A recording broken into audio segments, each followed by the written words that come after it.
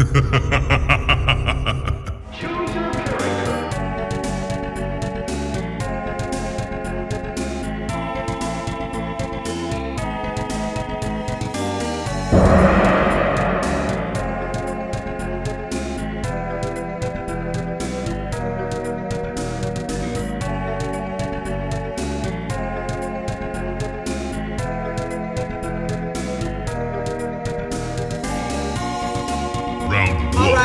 right. Welcome back to the Geekset podcast, the only podcast that blends hip-hop culture and geek culture together. I'm your boy Deuces, and this is 1-on-1 with Deuces, the place where I speak with creators, curators, and people that you should know. And right now, man, I am completing my arcade tokens gauntlet. I got the guy, I got the man. You already know when the arcade tokens and Geekset get together, it's amazing. But I got the one and only Khleo Thomas, man. How are you doing, brother? Amazing, man. Amazing. Thank you so much for having me. I'm really excited to be a part. I'm glad to help you have now completed your gauntlet. I'm very glad about that. Hell yeah. No, it's been dope because, like I said, I've been a fan of yours for quite some time, and we do make sure that we give our flowers out, right? So obviously, just from, hoes, roll bound, stuff like that, just always like really just like seeing you as an actor, right? Now, at that time, the fandom wasn't there for me, but as your adult life came, that's when my fandom came, because then I was like, yo, like Khleo is really, really dope, because I saw kind of like what we are doing. I saw that in what you were doing prior to you even getting arcade tokens. Being a black geek, or, a blerd as they call us now, the misconception is all of us are like Urkel, socially awkward, classes, can't get the ladies and everything like that. So when I see you, and I'm like, he is everything that I see in actual black geeks. Like, yes, there are the Urkels that are out there, but majority of the people is hood niggas that I know. They be like, oh man, I fuck with anime. And that's why I tell them, like, the reason why we started this podcast, because I was like, I want to make sure that, like, when you hear us talk about Goku and Naruto, it sounds like we're arguing Jordan and LeBron. Like, it's that barbershop talk, like, hell no, you know what I'm saying? So it's like, I wanted to bring that to the world as well. And I saw that in what you were doing. And then when you linked up and then you start doing the arcade tokens and start going heavy on the Twitch, I'm just like, yo, these brothers are exactly that. Between you, Pat, and Will, like everything that you guys do, it's not the socially awkward. And I was like, I love it so much. So I just wanted to make sure, we give you your flowers and let you guys know that you guys are appreciated, celebrated, and we love what you guys are doing, man. That's love, brother. That's love, man. The fact that we're just genuinely fans. That's what made us like become even more friends, is we're all fans of the same stuff. And same as you said, like the barbershop talk, like we would go into really in-depth conversations about these theories and like, well, what if and how come that wouldn't work if so-and-so had this on deck. So it's that camaraderie, I think, that's helped us build, arcade tokens so far, and knowing everything that you guys have built over there at Geekset as well, man, it deserves a spotlight to be highlighted for just the incredible work that you guys put in that helps inspire others to feel comfortable in their own skin about being fans of the things that they genuinely care about, that has a soft spot in their heart for. Yeah, I know. It's funny because like a lot of people don't understand that black people really love this geek community as much as we do. I just interviewed Jay Ellis, and big comic book nerd. Like, what threw me off was like, I'm thinking about like, how the internet does. Like, you've already been a part of it, where internet does the fake casting on who should be what, right? And Keith said that he should be Joker. One of the names that was thrown out there was Jay Ellis as Batman, right? So I'm like, let me ask him about that. And he's like, yo, but you know what? Blue Beetle was one of my favorites. And I'm just like, wait, you know about Blue Beetle? Like, that's a sleeper. That's a sleeper. We're not. That's beautiful for him. And that's beautiful for him. And that just shows like, nah, this saying, I'm just not naming off the, and no offense to those that do. Like, the main roster. That's what the marketing for these films and these characters have done for years. The main roster. The Pantheon. The Justice League.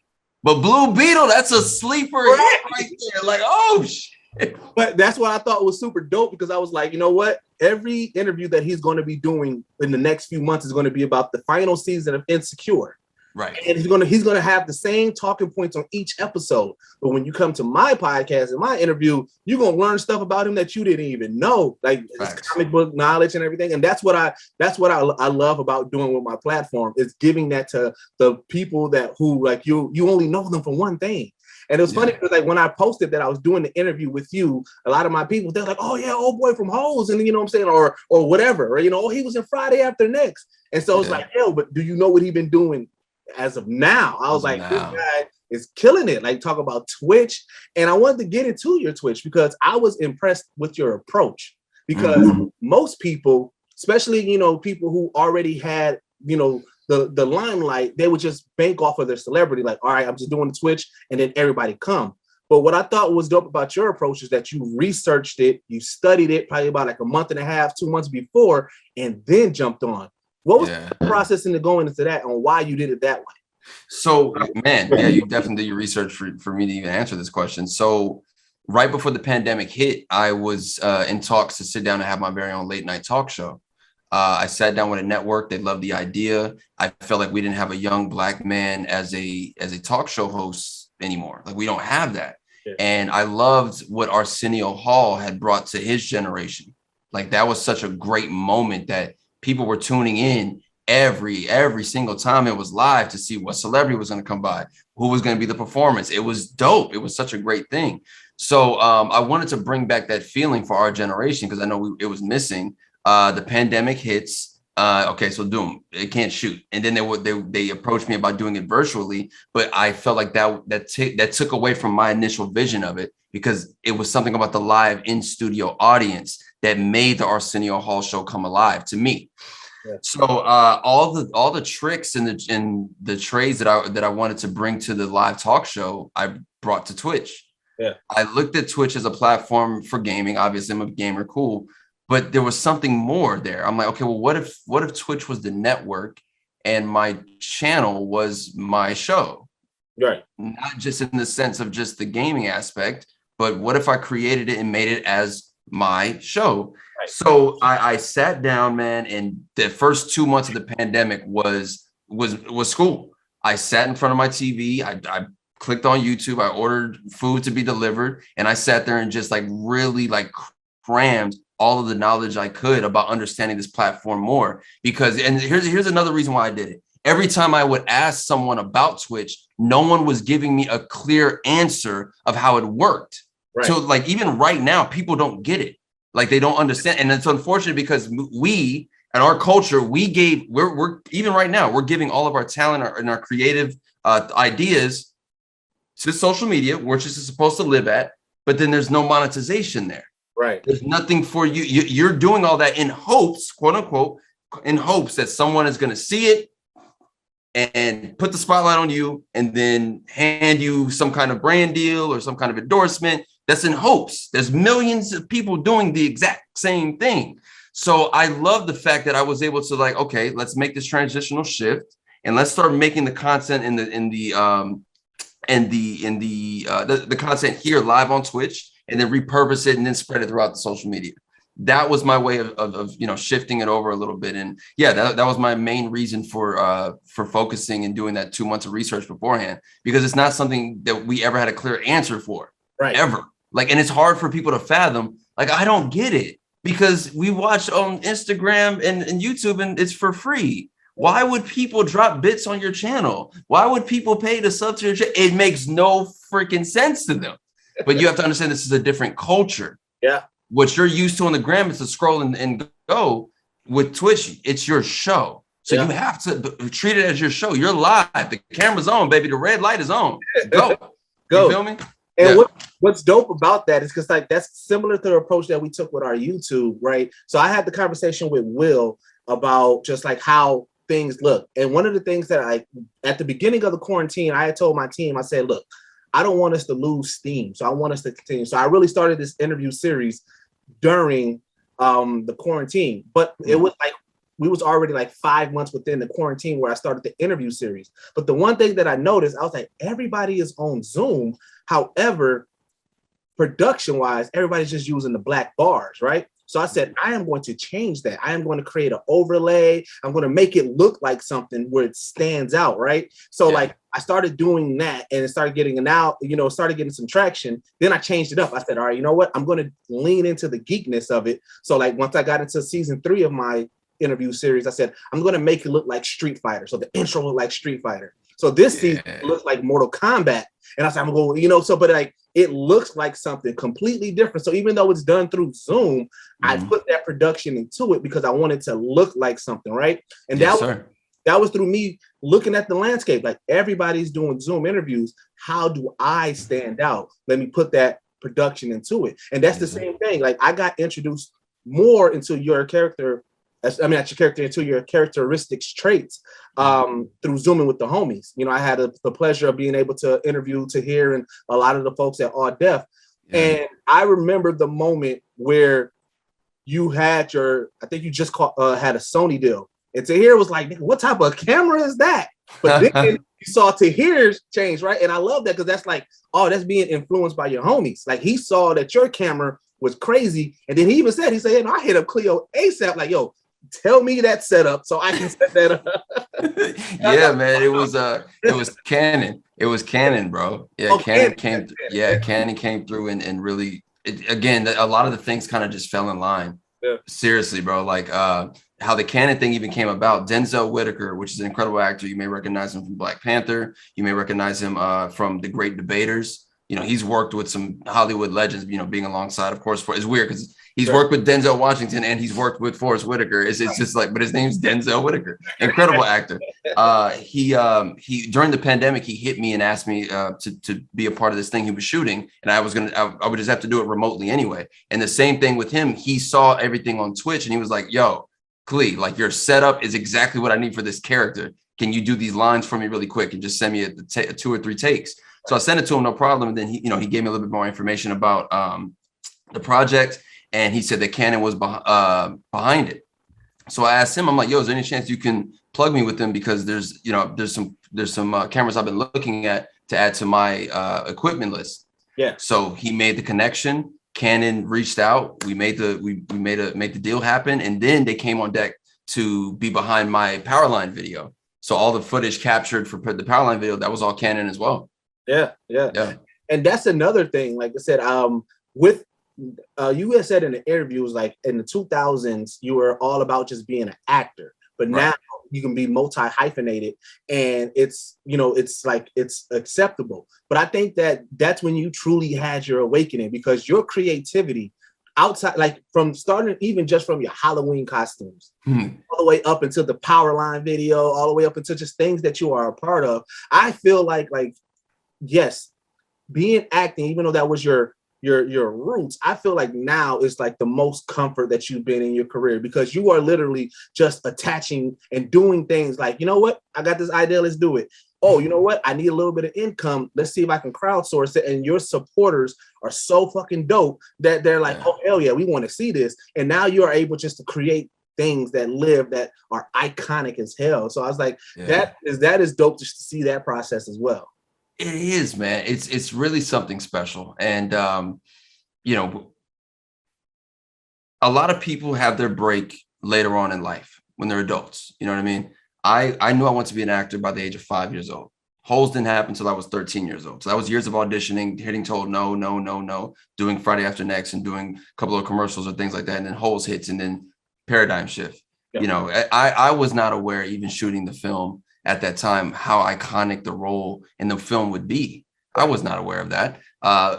It always kind of blows people just because I didn't come from, in a sense, quote unquote, the Disney brand. There was no television show. There was no cosign that led me directly there. I came completely out of nowhere. Right. If you look at that cast, of course, it's Shia LaBeouf.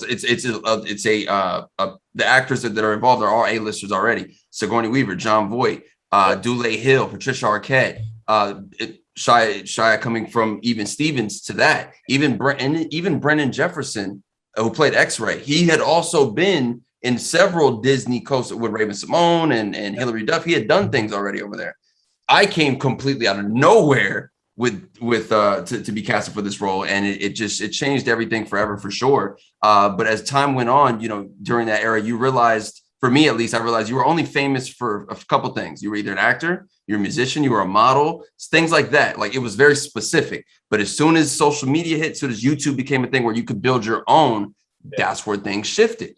Now here we are in the year 2021, and I see more and more of, like, for instance, we own, like, people care about the A-listers, the people they know, right? You care about the Avengers. Every actor who plays an Avenger, you care about Angelina Jolie, Leonardo DiCaprio, like the A-listers. Yeah.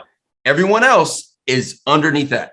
Yeah. So like the average person who consumes any television or media, you know the heavy hitters, and then everyone else, if you don't see them like that, you think they fell off. You think they died. I believe in the era before that. I feel like I was like the last leg of the golden era of Hollywood rules, right? Like that was it. And then paradigm, social media, YouTube shit, that's gone. Now, only now can you yourself create, because you have the access, the equipment, and you can figure out how to feed yourself. That's the thing as well that people don't understand. It's like when you're not working as an actor, when someone goes and shoots a movie for 3 months, that's when they're getting paid. And if they're not an A-lister, that money going out in the next 3 to 4 months. As soon as you're done wrap that film, you're back trying to figure out what's the next audition so I can get paid again to continue to eat. Yeah. And then you got to understand from my perspective, like as big as Zero and Holes was, that was my first role that really shifted everything. Right. So if you know, like don't get it wrong, like the residuals, you know, but at the same time, but that was what put the battery in my back to understand I can't sit around waiting for the next audition or the next booking. I can't live like that. You can't. And then I'm not fulfilling myself as a creative anymore. So yeah, it all stems from that, brother. Okay. All right. Now, so taking it way, way back, and this is because this is something that I always relate to when I hear people have this story. So my pops was in the military, and I lived in Germany for 4 years. You lived in Germany as well. Yep. Was your pops in the Air Force? Pops was in the Army. Army. Okay. Yeah. Army. Do you remember what base you stayed at? Landstuhl, something. I know the city was the Landstuhl that we stayed in, but yeah. Oh yeah, because we stayed at it was called Vogelway, and I went to Vogelway Elementary. But I just remember just like that was such a culture shock at a young age, being in Germany, and everything. But one thing that I realized, and like I said, everybody that I interviewed who had that military lifestyle, they had either two reactions, and I wanted to see if this mirrored your reaction. Okay. One, because you moved around so much because your pops was in the military, either you had a hard time making friends, or you were just very, very like, you know what, we just gonna be friends because I don't know how long I got here. And then and you was making a whole lot of friends as you go because you knew that within a year or two you can be bounced on to another state or anything like that. So I know for me, my being a extrovert is because of that. I feel like you can put me in any setting, I'm good. It's because I'm so used to having to make new friends because of the military. I love hearing that. That makes perfect sense for now that I can talk to or about friends of mine who also come from a military background or their parents. I now understand why they're extroverts like you, who can just, you know, wherever you drop them anywhere, they're gonna be able to conversate and learn and be able to adapt. And I think that's beautiful. For me, I think by the time my dad got out of the military, I was maybe 5 or 6. So I hadn't even entered really into that realm yet, as far as getting to know friends or have sleepovers and things like that. I wasn't even there in that realm yet for me. But by the time my dad got out of the military, we ended up back in the States. We were in Barstow for a little while, in Barstow, California for a little bit, and then made our way to Los Angeles, man. But yeah, I can understand. Yeah, that makes so much sense, actually. Like as far as being extroverted and being going for just moving from country to country, city to city, that makes perfect sense. Right. It's one of those things that I realized in regards to there. So just bringing it back to Holes, one of the things too that like what is super dope about how it relives, obviously TikTok gave it resurgence, people are using it, but also you are a meme. Like when people want to use the word zero, instead of saying zero, they just post like the screenshot of your face. That gotta be crazy. Like, yeah, it's really amazing, man. And you know, I can understand how certain actors when they get that role forever attached to them, why they may feel a way about it, why they want to break free from it because they feel it may be hindering them in some sense, right? Yeah. I never, ever had that feeling. And I'm going to give you several reasons why. One, I would have been a fan of that movie and a fan of that role, even if it wasn't me. Yeah. I loved everything about it.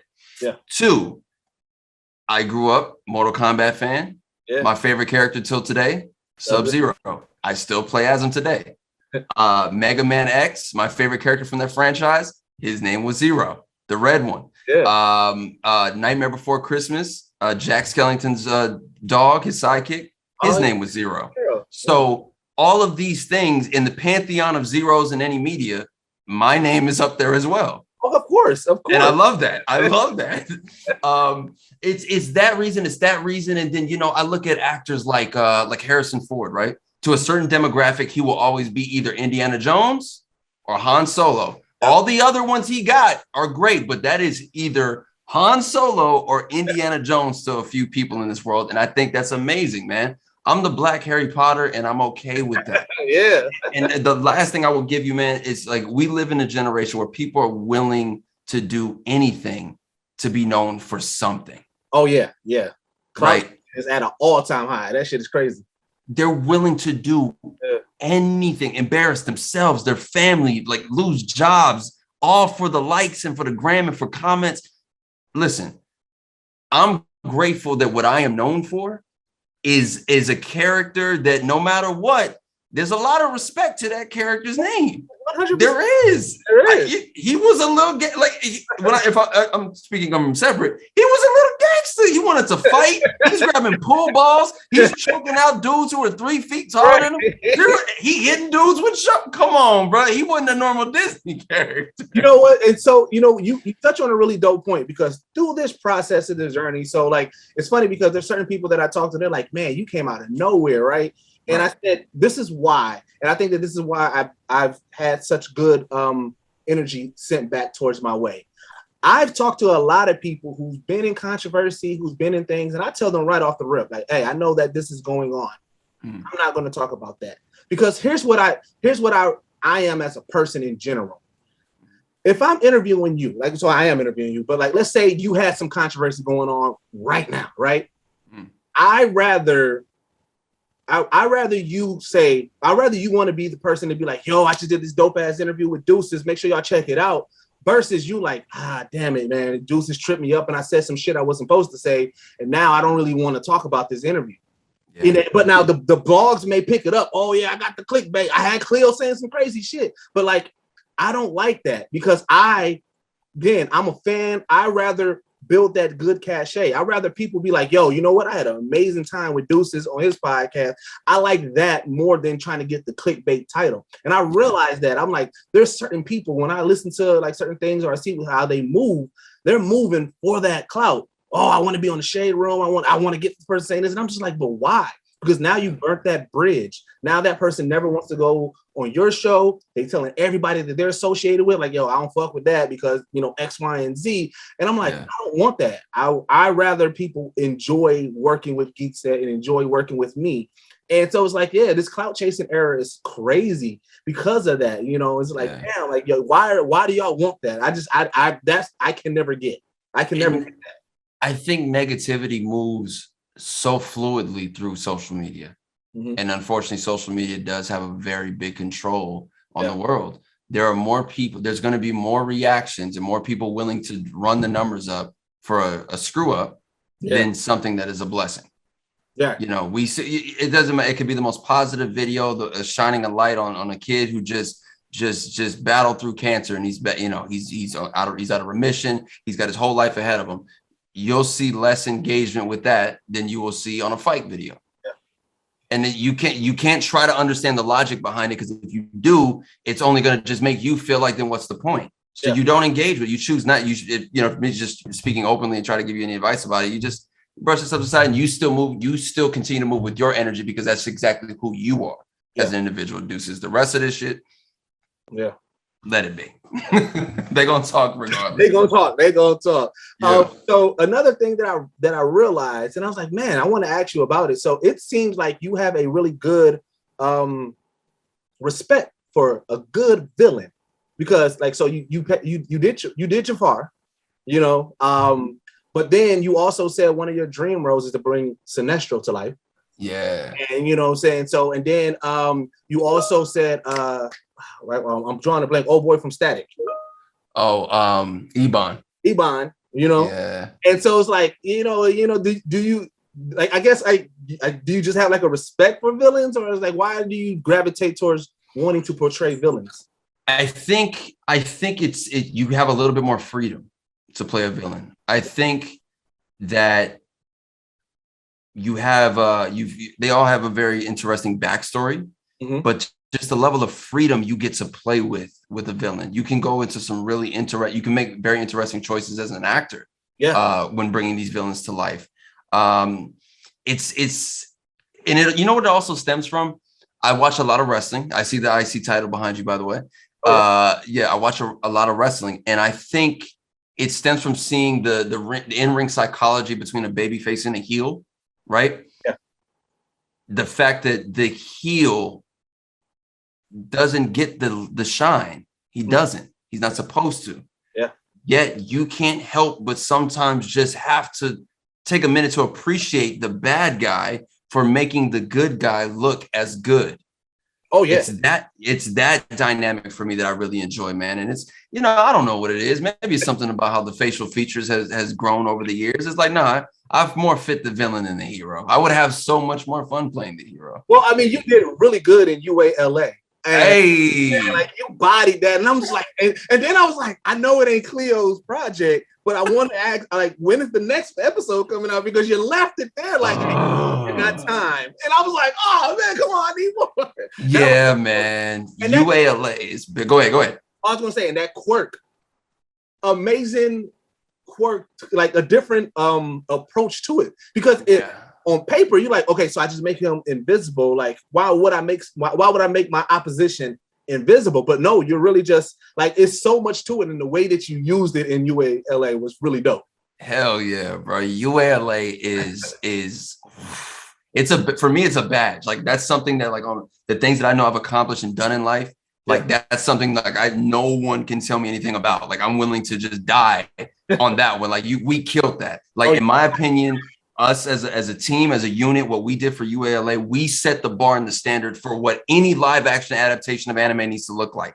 We're not going to talk about the one. We don't even need to say the one that we all know. Can't even say it. We know. Right. Nah, we have set the bar. So if it doesn't look like what we did, it doesn't even come close. Then it's not worth checking. It's not worth supporting. You know, and it's all the brainchild of Christopher Clark Cowan, who was the creative mind behind it. He was the action director for films like Wonder Woman and films like Kingsman, and he just wrapped Shang-Chi. Like, that's all him. Yeah. All that fighting and all the cinematography you see, that's him putting that together and bringing Shang-Chi, which everyone is like, this is the best martial arts fighting we've seen in any Marvel film. Yeah, duh, because he did this. Yeah. And it's, you got Guy De Silva, which is, the Black Panther stunt double. You got Mark Michonne, who was Hawkeye's stunt double. You got Jay Kwan, who's also who played Heike. He's also in Shang-Chi, and Nate Peebles. We really, really love what we did, right? And I busted my ass to get us in front of Legendary Pictures, and I was able to get us a contact. I had one meeting with them, but of course, Legendary owns the rights to the live action My Hero. But they didn't know what they wanted to do yet anyway. So UALA is out. People are loving it. People are like, this is what it needs to look like. I tried to get us in there as best I could. I think it was about 3 weeks ago, they announced that they have found their director for the live action My Hero Academia. So that means they're doing it. Now, mind you, what we did is it's set in the universe. Oh yeah, but it's not like there was not going to be a showing up of Deku or All Might or Bakugo. There wasn't going to be none of that. We set a universe up for ourselves. But I can tell you this, and for all the people who are fans and all the people who want more, just know there was a full 2 seasons planned and plotted. We had everything ready to go. Yeah. Well, but you know what's dope about how you guys position it and not including the bigs in it? It's kind of like the Static approach. Remember, Static was not DC. It was living on its own. And then DC said, yo, that's dope. And then they made it canon and they brought it in and everything. And so now, so it's like, oh, we created this world that it didn't have the bigs in it. We're creating this own world. So like, if they was ever to say, you know what? Okay, we got UA High, we got everything that's canon, but you know what? We can even do a little Easter egg. Like it doesn't even have to, it could just be a nod, you know, remember them guys in LA or something like that. But it'll be dope. It'll be super dope.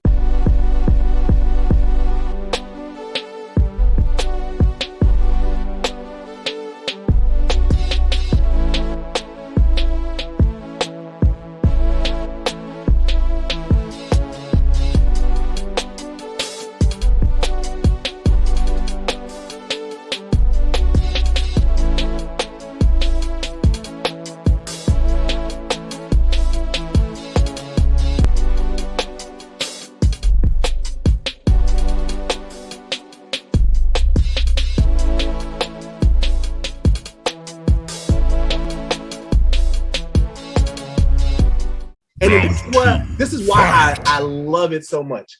So a while back ago, Will had posted a picture, and it was Shaw, What's Good, King Vader, K Moore, like Brody, like it was all these cats that was in it, right?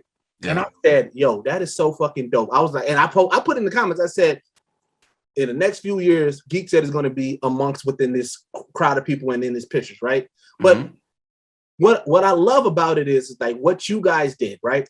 And then What's Good does, like even with his Blash series, you know what I'm saying, the Black Flash, and then what King Vader does, like with the Hood, Naruto Hood, One Piece, whatever he does, such a high quality that you guys do, right? Yeah. Where it's just like, yo, I don't see how studios fuck it up, because look at these creators doing it on their own, making it so dope. Like, you know what I'm saying? Like our first major convention that we got to cover was Crunchyroll Expo. We went out there in 2019 to cover it, right? And that was my first time meeting King Vader. And this is when I was like, yo, this guy is a star. He walked through and everybody was going crazy, right? Now the Hood Naruto theme, there was one dude walking around. He had the boombox. So they was in the middle of Crunchyroll City. If you ever went, you've been to Crunchyroll Expo before, right? No, I haven't been. I've seen the videos and vlogs up there. I haven't been yet. Yeah, so they create the Crunchyroll City. It's a whole city. And they got like a middle area, right? So kind of like, think like Times Square. So the guy went in the middle of it, press play the King Vader Hood Naruto theme. When I tell you, a crowd came out of nowhere and everybody doing the King Vader dance. I said, yo, this is crazy. I said, this came out of nowhere. And I was like, I love that so much. I love the state of Black geek culture right now, because you got so many people. And I told Pat this, like when I interviewed him, I said, look, I look at it like we are all fighting the same fight, just different realm. We need our DC world. We need King Vader. We need the arcade tokens. We need, you know what I'm saying, Geekset. We need all of us to continue. Because I said, I got this vision. I said, if I ever get approached by any magazine, and let's say they want to cover Geekset, give us a cover. I said, I am going to veto. I'm going to say, look, if you really want to make this magazine episode special, do like a freshman cover episode. Bring us, get arcade tokens, get King Vader, get What's Good, get our DC world, and put us all on the front cover, and let's talk about Black geek culture. I promise you this will be this is my plan. I got this on my vision board. That is what I'm going to do when I get the opportunity, because I big y'all up all the time. Brother, love. Talk about it, because I'm like, it's the fight that I love. It's what exactly that I think that we need in this community. And I love it so much. So like, yeah, man, UA LA was so dope to me, man. Like I do love it. Yeah, bro. Bringing Veil to life was a dream come true. I never had the opportunity to play a villain until that day, until that project. And I wasn't even involved with it from the jump. You know what I mean? They shot the first episode between Nate and Guy, right? The fight scene that went viral. Yeah. It's bringing up expos. So that they shoot that goes viral. 3 days later is the anime expo here in Los Angeles. So Guy's there dressed in his fit. Yeah. Chris is with him, and everyone is freaking the hell out because they're like, they just saw this, and it's like the coolest thing they've seen. Is like, when is episode 2? When is episode 2? So Guy, I had just met Chris that day. I'd never met him before that. I knew who Guy was. It was me, Guy, Wes, Joey Diggs, and Chris just walking around the expo. So it's the next day after the expo. Gee calls me. I'm in the shower, and I'm one of those guys. Like if the phone is on me and it's there, I'm just gonna hit the answer. I'm like, "What up, bro?" I'm in the shower. He's like, yo, me and Chris were talking. Do you want to be a part of UALA? I was like, why are you even asking me? You know, the answer is absolutely yes. But I put it out there. I was like, Gee, I ain't never fight trained before. So like, what are we doing here? Because I don't want to be involved, and I take away from the quality of what you guys have created. Because what you guys did on even just the 45-second bot, like it was beautiful. Yeah. And he was like, Chris has an idea. We'll talk about it later. Hit me back. So then I had a dream come true to play that villain, man. Dope. All right, so 3 more things and I'll get you up out of here. For sure, brother. So you had recently said something and I wanted to kind of give you an answer to it. You had proposed the question. You said that with you doing all these characters, does that take you out of the realm or the rankings, like for the special surprise to be one of these characters? I wanted to tell you, no, it does not. Because again, to me, I think it shows like, okay, you can be something or you can be of that character. And I know that you're doing the Batman Beyond project, but I have a character that has not came yet that I think that you would also be perfect for. And I don't know if you thought about it. Okay. Hawkman. I think you would be an dope live action Hawkman. One, because he's from Egypt, right? His origins is from Egypt. And with everything trying to be historically accurate and everything right now, one, I think that you would be a perfect fit facially wise, right? Now, two, because of your height and where you're currently at, obviously they'll have to bulk up. But if people see what you did with Powerline and then what you're currently doing with Batman Beyond, like one, they show that you are dedicated to doing that training. So all they would have to do is just get you bulk up training so you can bulk up and be it. I think that you would kill it as Hawkman in the live action. I think the previous stuff that you did can showcase that. So I love the character Hawkman from the Justice League Unlimited series. What they did with his character there was a completely, I was like, bro, I love that series. They did such an amazing job. I can rewatch that series from start to finish. So that was like my first like real introduction to the character of Hawkman, his backstory, how it ties into Hawk Girl, and then like the fact that he was like rebirthed and reborn over and over again. I was like, this is the dopest shit ever. But I gotta give it to the homie Aldous Hodge, who we did a film together called Dirty. It has been announced he's Hawkman in the Black Adam movie. Oh, I didn't even know that. Okay. I can see that. I can see that. I'm digging that. Okay. He will be playing Hawkman in the upcoming Black Adam movie with The Rock, which I can't wait because we will be getting a trailer at the DC Fandom thing. Oh, we are? Okay. Yes. And at first I was skeptical about it because I was like, man, The Rock keep on talking about how much of a hero Black Adam is. And though his origins is from like slavery and everything like that, I mean, he's also a villain.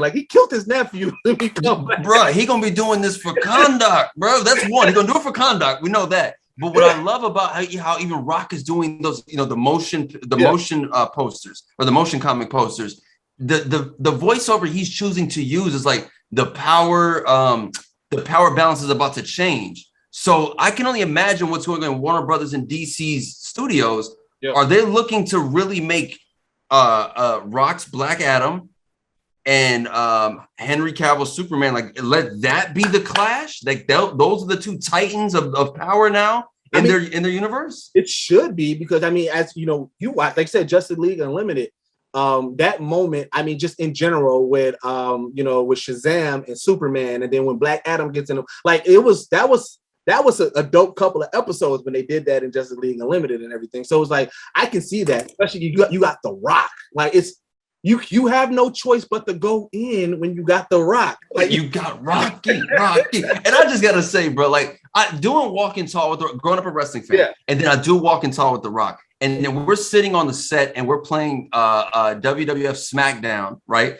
Yeah. But I had the PS1.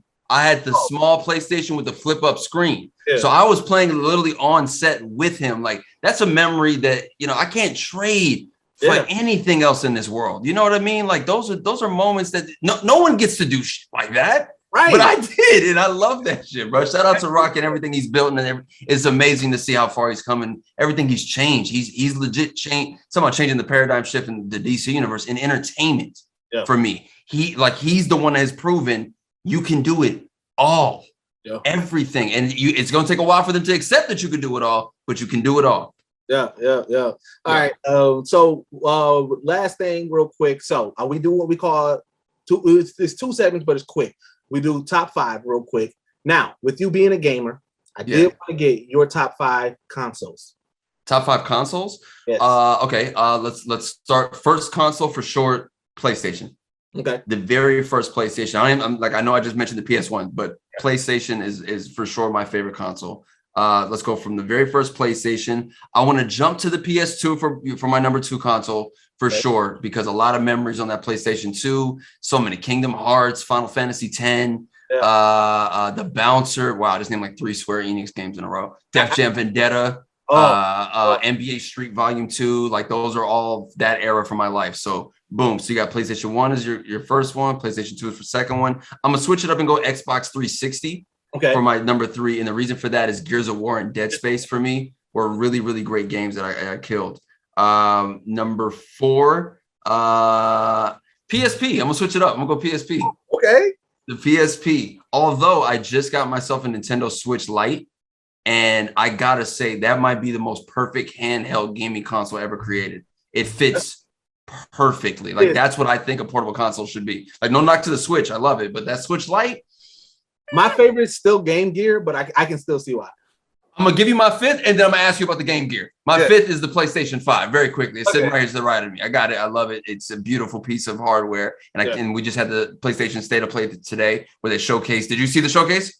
My brother did. So it's same as yours. As how you got your brother a part of yours, I got a brother a part of my podcast. So while I was prepping for this and everything like that, he watched it and kept us up to date because he was telling us about the Wolverine game, about the Knights of the Republic. I'm just like, oh man.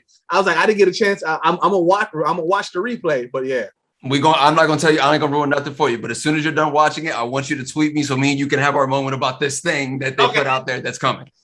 Game Gear. Let me ask you about this damn Game Gear. And I was just talking about this on my stream the other day. I never had one, right? But my friend did. And what I hated about the Game Gear design was the fact that even as kids, we were the ones misplacing battery doors for remote controllers. Why would you put not one battery door, 2 on a handheld console that kids are gonna play? My friend as a kid had black tape for the right side of it. So did I.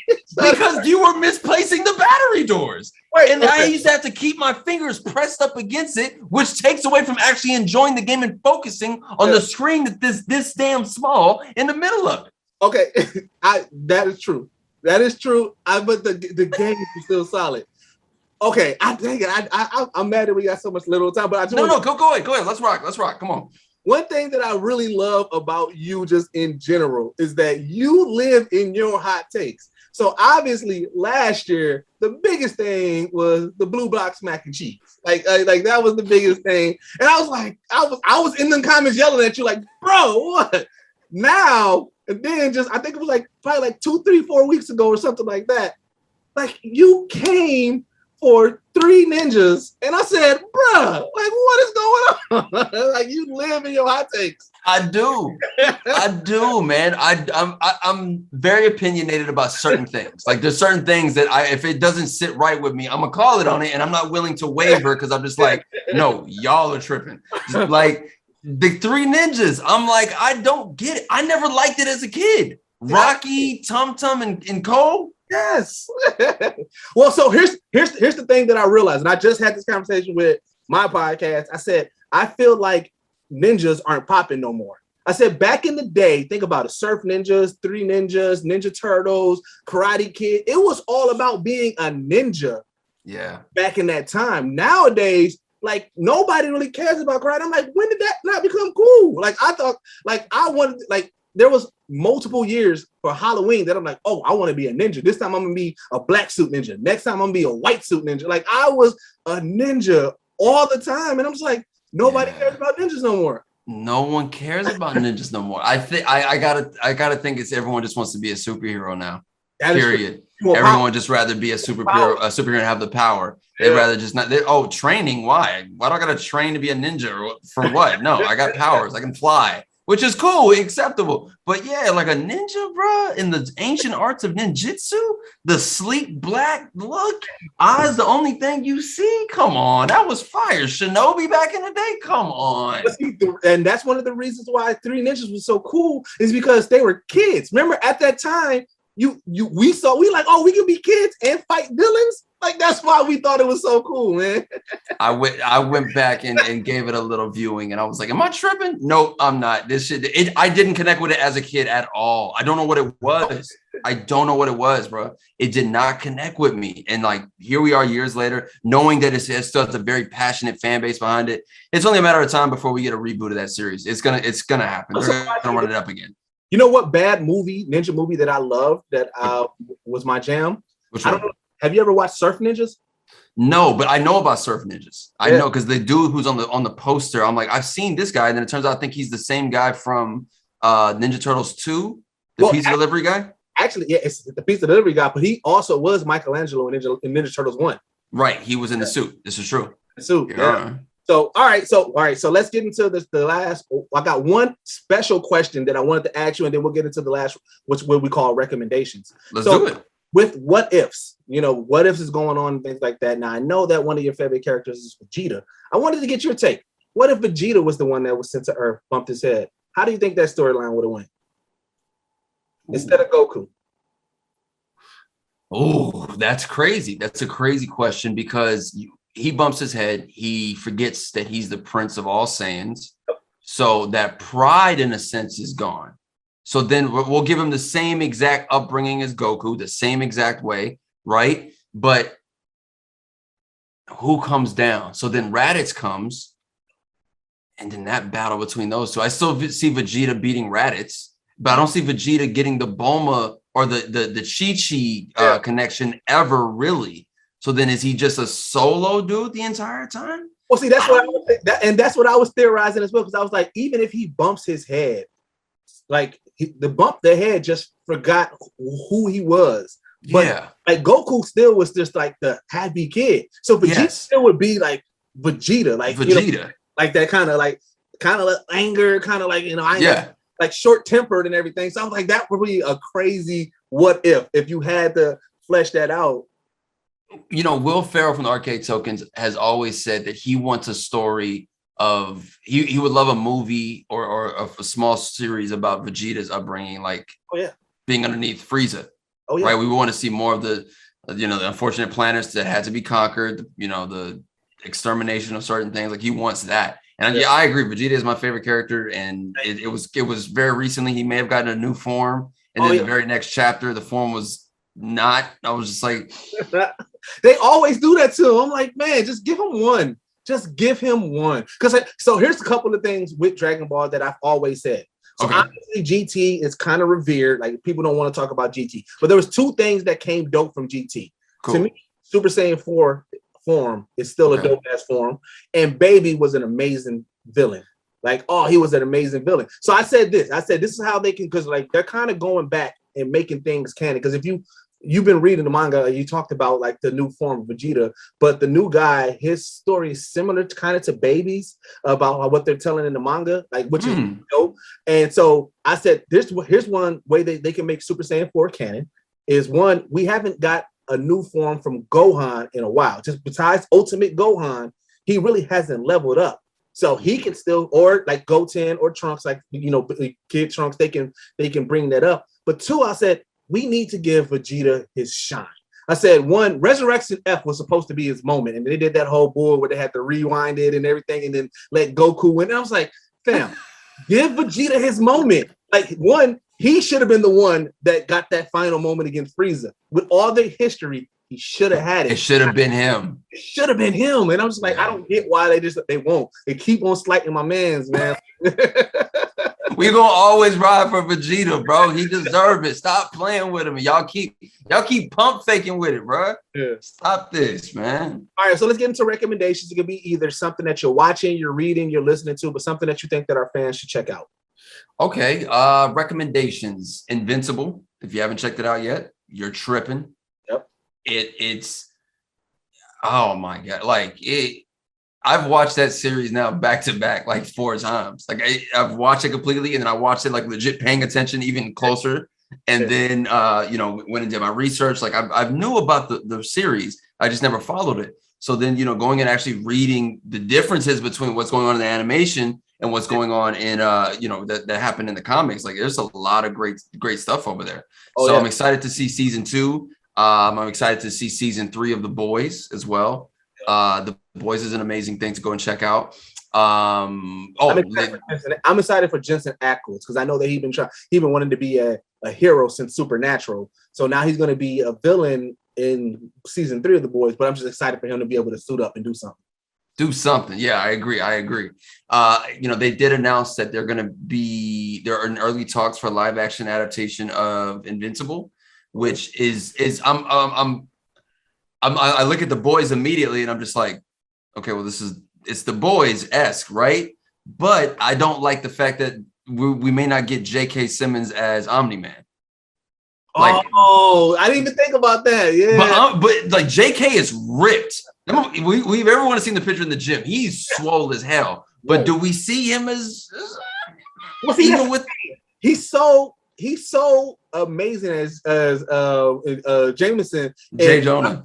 Jay Jonah and Spider-Man. So it's just like, and it's funny because I just had this conversation with somebody. I said it's funny because my introduction to him was through the show Oz. I don't know if you ever watched Oz. Hell yeah. Yeah. So I was like, it's weird because I hated him in Oz as Schillinger. And I love him in Spider-Man and love him as Omni-Man. It's like, JK is a monster. Easter egg for the people that don't know, he had voiced the character of the yellow M&M for years. Yes, he did. I'm like, that's insane. It just proves when you're in it, you're just in it. You're in it. And however you create it, you create it. Invincible. If you haven't checked out The Boys, for sure check that out. If you're on the Disney Plus streaming platform, make sure you, of course, check out What If. They killed that. Make sure you go check out Loki, which sets up. Oh my God, it sets up everything. And I gotta give it to Kang the Conqueror, bro. Yeah. What's the actor's name? I'm sorry. Wow. Why am I blanking? We both went blank. What about him? Hold on. His name is Jonathan Majors. Jonathan Majors, who of course comes from the Lovecraft Country series. He also was in the film that Spike Lee had for Netflix, The Five Bloods, I believe. Yeah, Five Bloods. Yep. Yeah, he did an amazing job in that. But what he did with Kang, I was like, I was not expecting this at all. And I love it. And I'm intrigued because it's so different. Yeah. That's what we said when after that episode aired. We said, if you watch everything that he's been in, this was the first time that we saw personality. And then what's funny is like when you look at the background of it, they said that they didn't really give him any direction. That was all him. And you know what I'm saying? So I was like, yo, that is amazing. Like it was just that blew my mind. And Marvel got me. I'm like, listen, I don't doubt him at all. You can't. Kevin Feige, listen, bro. I have a dream. MLK, baby. I have a dream. And Kevin Feige and everyone over there at Marvel Studios, man, they've just really they've perfected the craft of giving us as an audience what we want. Mm-hmm. And not something so different that we rebel against it. Yeah, they found like the perfect chemistry of those two. Yeah. And with Mahershala Ali recently being casted as Blade, and then the director just got attached, and hearing the director do an interview, letting it be known like, hey, we are in no way ignoring what Wesley Snipes did. I'm like, okay, so that gives me some hope of something. Yeah, we got a and I had the honor to meet Wesley Snipes for the very first time about 3 months ago at the Tomorrow War premiere, and it was just a very quick conversation. But he recognized me, and then he asked me what films, and I said Roll Bounce, and he was like, "Oh, I love the Roll Bounce." And we had a quick moment, bro. And he shared some words with me, and I'm like, I'm gonna hold those to my heart forever, just because this is the guy who really started it off for me. Like I had a Blade poster in my room as a kid. I watched Blade as a kid, and like I was Blade that Halloween because of him. So it's just all this thing. So my dream, man, is like when you get in that world, bro, and you get a chance to walk on that stage at a Comic-Con, and they hand you that dad hat, and it's got the logo of what it's like you getting drafted to whatever college you're going to, right? When they do the college reveal, the kids when they're going from football, whatever school they're going to, it's like that for me. So the day I can get my hat, I'm gonna embrace it. I'm gonna embrace it, bro. Be manifesting this, man. Like I said, you're gonna get that. Because like I said, you did Powerline so amazing. I'm super excited about Batman Beyond and your Terry McGinnis portrayal. Like I am so excited for that because I've always said I can't like we can get that now. It's like it's amazing. So the fact that you're gonna do it, and when you revealed the suit, I was like, oh yeah, okay, I can't wait and everything. So, yeah, all right, man. Where can my people find you, man? At Khleo Thomas across all socials, man. Twitter, the Facebook, the Instagram, the Twitch channel, man. Across all channels, please. And we just had the announcement of me is officially underneath the Astro Gaming umbrella. Yeah. This is really exciting news, man. I've been working with them for almost a year and a half, but we got some really, really great stuff planned for the future as far as content, as far as the products they're rolling out. There's some great, great stuff. And I'm excited for the world to see what we got planned for that. I'm hosting Hasbro PulseCon in October, man. Like I'm a toy collector. Hasbro has made the toys that I grew up playing with that I still collect till today. I'm a big Transformers collector. Like I just found the DeLorean. Who we got here? Who we got here? Ooh, Optimus.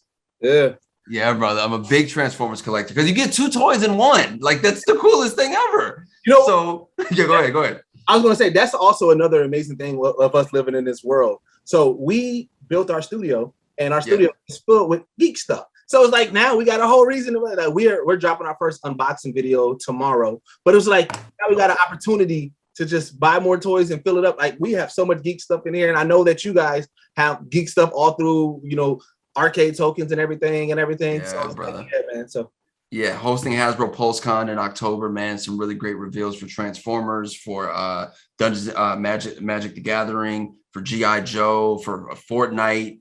A lot of great reveals of Power Rangers as well. There's some really great stuff that I get the opportunity to reveal and host that show. So that's cracking off, man. And yeah, man, just keeping on trucking down the road. All right, bet. All right. Well, this has been One-on-One with Deuces. I've been your boy Deuces. This has been the amazing Mr. Slick talking himself, Khleo Thomas, and we are out. Peace.